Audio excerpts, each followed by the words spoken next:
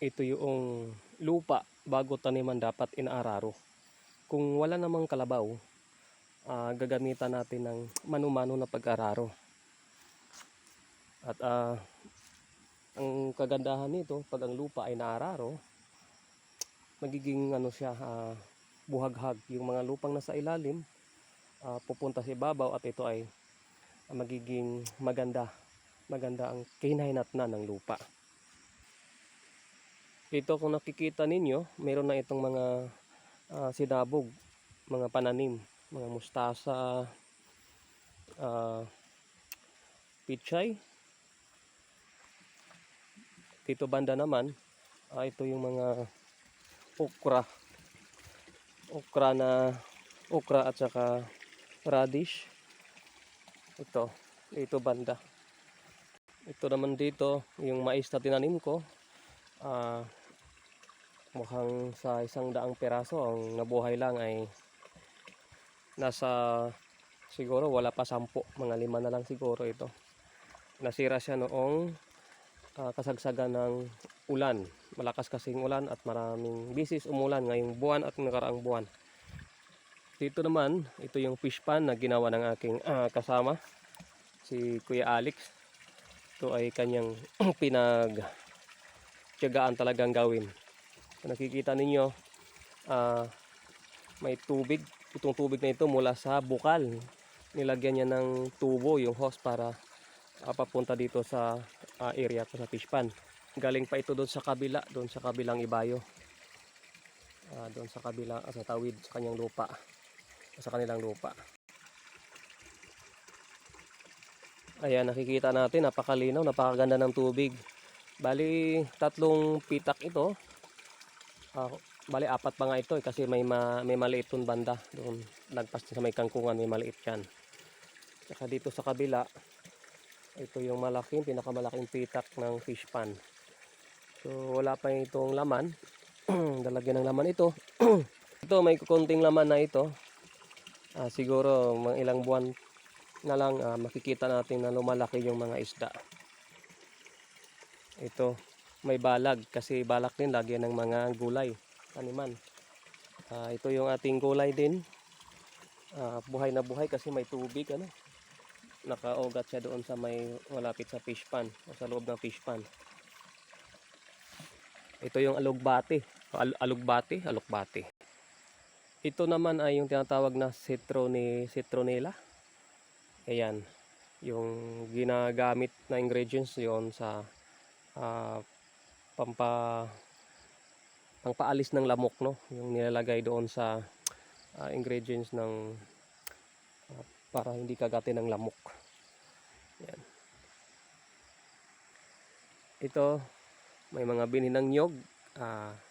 Hindi to sa atin, nakikilagay lang muna kasi hindi nila kayang akyatin doon sa kanila kasi mataas ang lugar.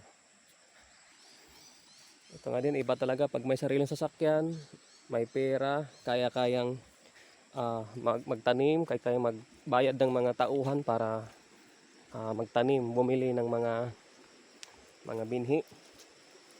I think this hybrid ito. Mula pa ito sa ibang barangay, ibang lungsod.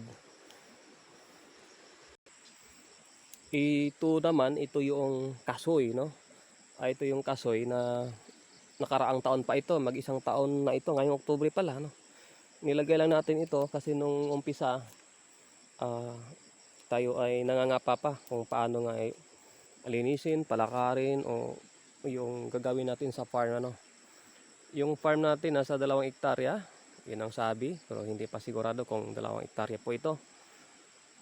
Kaya pinapakita ko lang sa inyo sa ngayon kung ano yung itsura ng farm. Kaya sa susunod na mga vlog natin, ipapakita ko kung ano na magiging itsura sa ating farm. Ito ay hindi pa talaga siya naka-arrange, kaya itong mga binhi, yung mga seedlings dito, rambutan, kasoy at iba pa, ito ay ikakalat natin sa buong paligid para itanim natin para hindi maging sayang yung taon. Ito, meron din akong saging. Ito ay saba.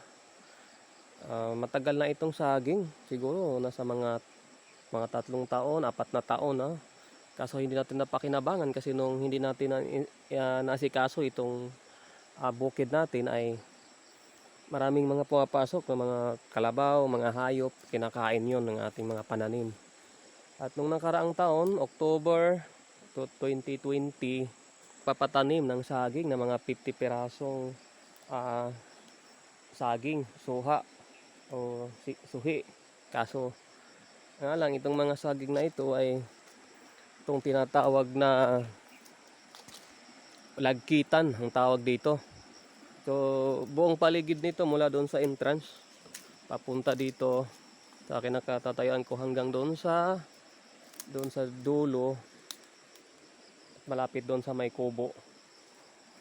Doon banda ay may mga saging lagkitan na yan. Magkakaroon lang tayo ng konting tour sa ating maliit na bukirin, bukid. At meron na tayong konting nyog.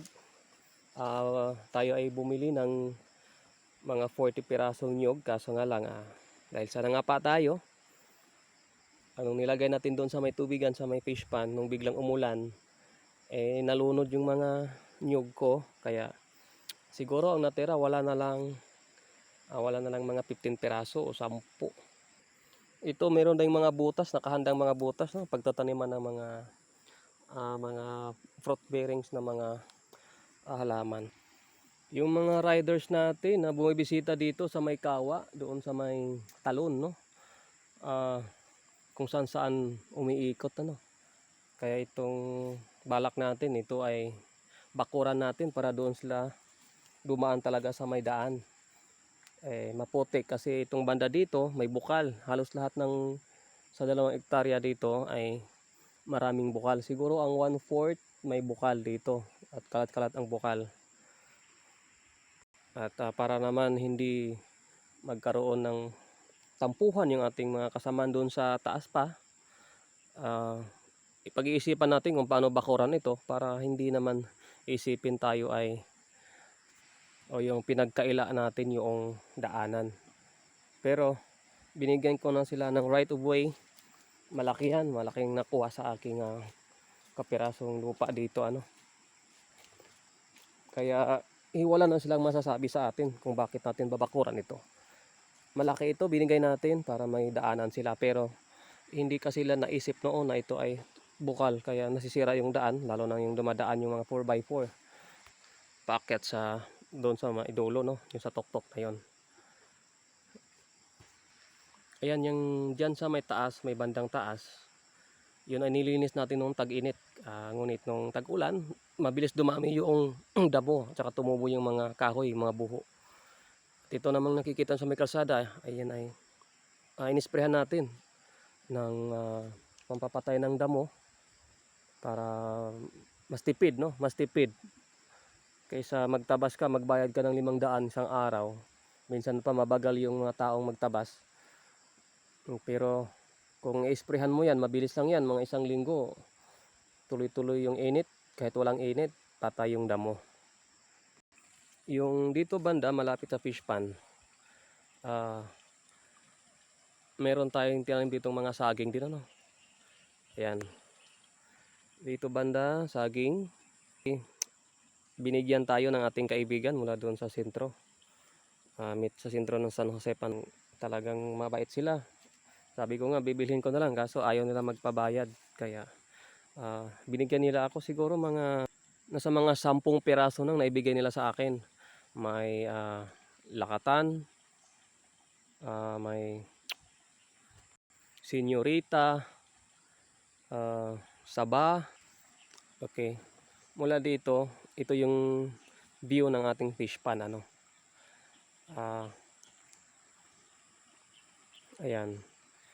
Ito yung malaking pitak ng fish pan, yung sa gitna, yung ngayon may isda na siya. Saka itong medyo maliit sa kaliwa.